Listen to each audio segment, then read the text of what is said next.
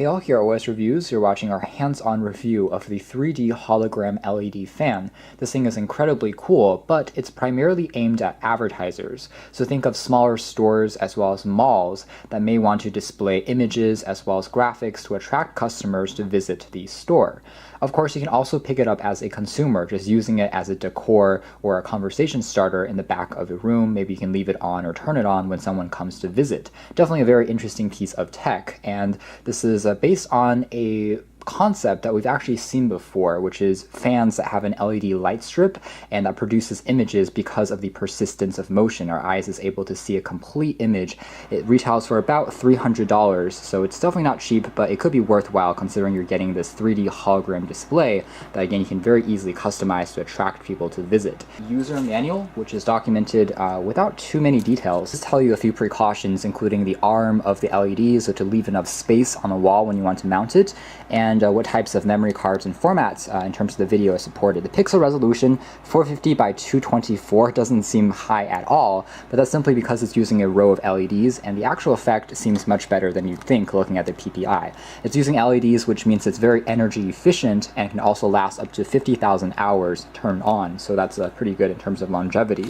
You also have access to the mounting bracket, which is made out of aluminum, along with the screws. And there's also a micro SD card reader that you get. Then there's just the LED fan along with the adapter for power, which can be removed, and a small remote control. It uses a coin-based battery as opposed to being rechargeable, which is one con. It allows you to more easily turn the unit on or off depending on when it's plugged into power. However, it doesn't give you the ability to switch back and forth between images or videos stored onto the memory card. Taking a closer look at the hardware, the fan is made entirely out of plastic, so it doesn't feel outstanding or super premium in terms of build, but it's functional. And because they're going for a very high-tech effect of it producing a hologram, so it's transparent, you can still see in the background, things like that. Obviously there's no guards. Like on a typical fan, there will be kind of guards that shields the fan so that someone doesn't get hurt if they accidentally touch it, which is why it's important that you should mount this on a wall that's high enough so that customers don't just reach their arms in, and that could produce quite a bit of damage even though the blades themselves aren't sharp. It's still spinning at a pretty fast speed, so that's a safety precaution to keep in mind. There's also a few ventilation grills on the sides that prevents it from overheating. When it's spinning on the motor, the fan itself does produce a little bit of noise, so it's not completely silent. Loudness is about the same as a gaming computer or a LED projector that has a small fan in the background. It's about the same level of noise. You definitely get used to it, and it's not a huge deal. But it's something to really quickly point out. And on the edge here, this is where the micro SD card is inserted. It comes with a free micro SD card out of the box. It also supports cards up to 32 gigabytes.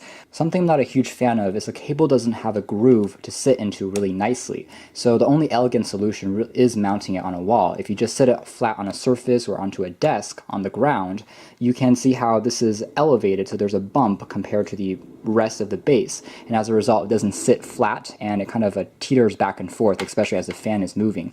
It definitely doesn't make the most elegant solution if you are just putting it on, let's say, a tabletop. Starting the fan is easy. It's almost too easy. All you need to do is plug in the power supply and immediately it turns on. There's no additional safety switch on the side that you have to press to physically turn it on.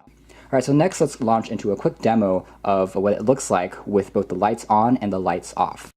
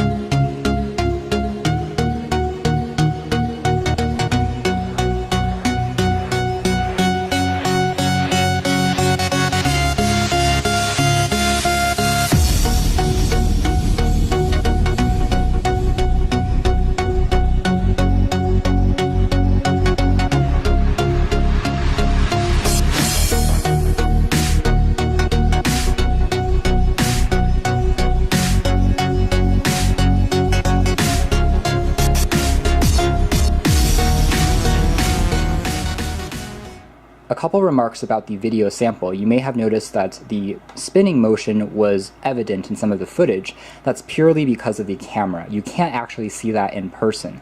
The same thing goes when you try to film computer screens. Oftentimes the refresh rate combined with the camera lens will capture, that flickering pattern.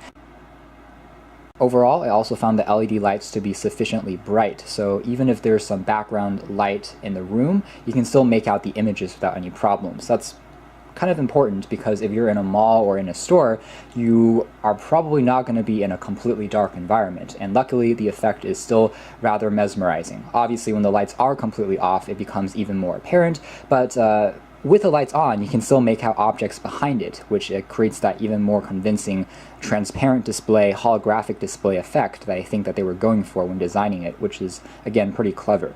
Now, I do wish, again, there was a way to program it so you can cycle between images. If you look at the image from behind, it actually is completely transparent. In other words, you can only see the 3D hologram when you're looking at it pretty much straight on. But from my perspective, looking at the camera, it's actually completely crystal clear. I can still see everything without any problems. Some final remarks. Obviously, I don't have a store, so I find the image size to be perfectly sufficient. But for some larger, let's say, stores or malls, they may want a larger display. However, it's really just a matter of adding more LEDs and making that diameter slightly wider. It really shouldn't be too big of a problem, from a design perspective. And hopefully we'll be seeing some larger versions as well for even bigger commercial use, which would be pretty cool. It still kind of depends on the type of image that you're viewing. If you just throw a static 2D image at it, such as a person's face, it's not going to look very 3D by default. However, if you do a GIF or a video of a person's face rotating, then that's going to seem a lot more three-dimensional. But for now, this has been our video. Thanks for watching here at OS Reviews. This has been the LED hologram.